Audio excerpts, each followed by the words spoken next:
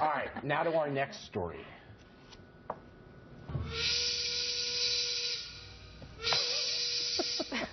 Well, it's either the end of Fred Flintstone's workday or an American hero wants to tell us some more about government surveillance. On Sunday, NSA whistleblower, get it? Or as Pete Hegseth calls him, freedom fighter. Oh, that's right. Edward Snowden sat down with HBO's Jon Oliver for a comedic and substantive interview. Take a look, people. How many of those documents have you actually read? I've evaluated all the documents that are in the archive. You've read every single one? Well, I do understand what I turned over. But there's a difference between understanding what's in the documents and reading what's in the documents. I recognize the concern. Right, because when you're handing over thousands of NSA documents, the last thing you want to do is read them. All right, good point. But more importantly, can the NSA see Jon Oliver's? The good news is there's no program named the pick program. The bad news is they are still collecting everybody's information, including your picks. This is the most visible line in the sand for people. Can they see my? Meanwhile, some artists installed a bust of the former NSA contractor and current hero in a Brooklyn park. It's about damn time. The 4-foot-tall Snowden statue, or as Dana Perino would call it, life-size, is made of bronze and was perched atop a Revolutionary War memorial before being taken down by evil government forces, a.k.a. the New York City Parks Department. All right, Pete, let's talk about the statue first, then we'll get to the Oliver interview. My obvious first question is, can you account for your whereabouts early Monday morning? I was always known as a talented artist, especially with sculpture. Sure. And someone like Snowden, the figure he cuts, how could he not be a form of art? Greek so God. I am innocent until you can prove otherwise. Exactly. All right. Kerry, you were saying before the show, the real question is, why aren't there more statues of Edward Snowden? I made one. How do you know I wasn't there? It could have been I'm you. just saying. You're right. It was very sexist of me to assume that it might have been Pete and not you.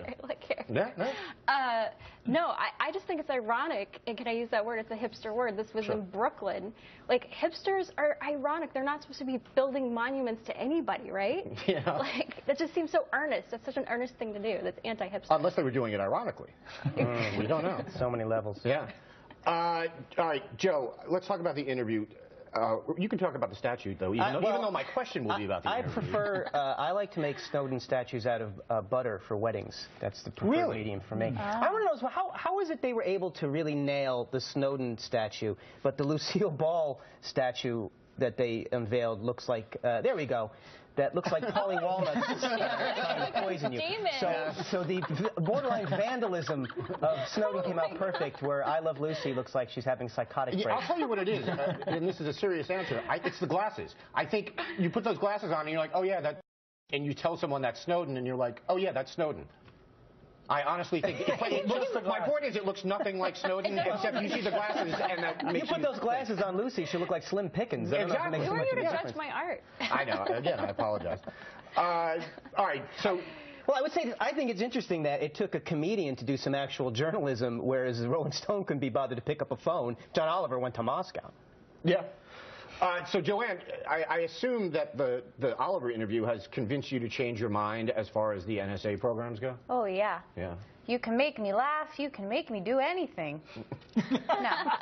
That interview was so funny. I don't watch Jon Oliver's show, but now I want to, because I thought that was brilliant. And that's what it is. What makes it funny is that it was so smart. You know, it was like... I don't know. He was, like you said, he was asking all the right questions that you're like, how has no one asked him this before? This is great. And to see him caught off guard was the best. He's like, I should have read all of them.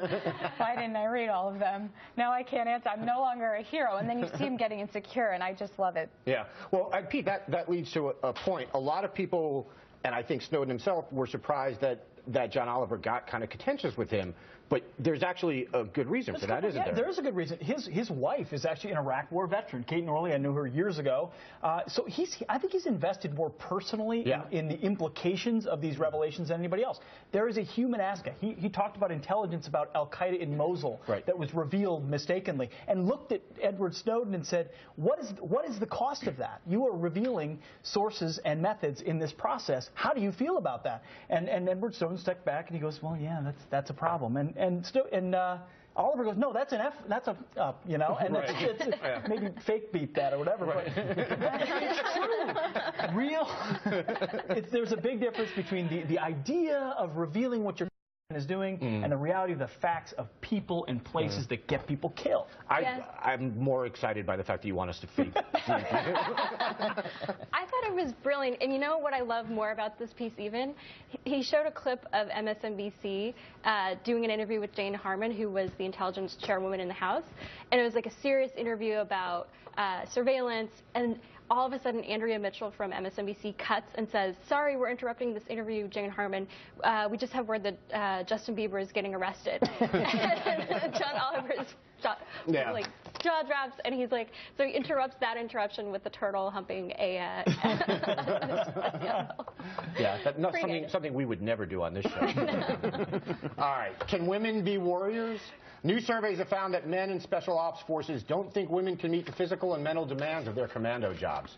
The documents obtained by the Associated Press also found that personnel are concerned that department leaders will cave to political pressure and lower training standards. The Pentagon lifted the ban on women in combat jobs in 2012, but gave the services time to bring women to the front lines gradually.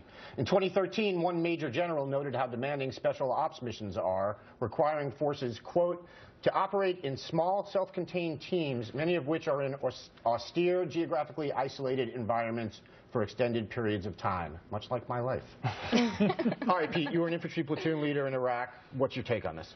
My take, it's fundamental. It's totally obvious. It's exactly what you'd expect special operators to say. I mean, you served in the Army as well. These guys that are doing the toughest jobs in the toughest places, they need to be at the tip-top shape at all times, able to not just deal with themselves, but the ramifications of someone else that might be injured or any conceivable thing. And what you're seeing is a military right now that's more interested in social engineering, led by this president, than they are in warfighting. So as a result, through Don't Ask, Don't Tell, and women in the military and these standards, they're going to inevitably start to erode standards because they want that one female special operator, that one female Green Beret, that one female Army Ranger, that one female Navy SEAL, so they can put them on a recruiting poster and feel good about themselves. And it has nothing to do with national security. And these warfighters are realizing they're just going to start ticking away at the standards until they get one. Well, Kerry, that's my main concern, which is the same concern that he brought up, is the potential lowering of standards to allow women in. The Defense Department says that won't happen. Should we take them at their word?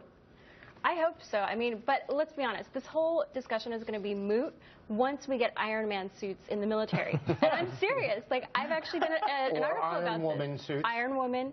My nickname is Iron Chef, so maybe I'll just sign up.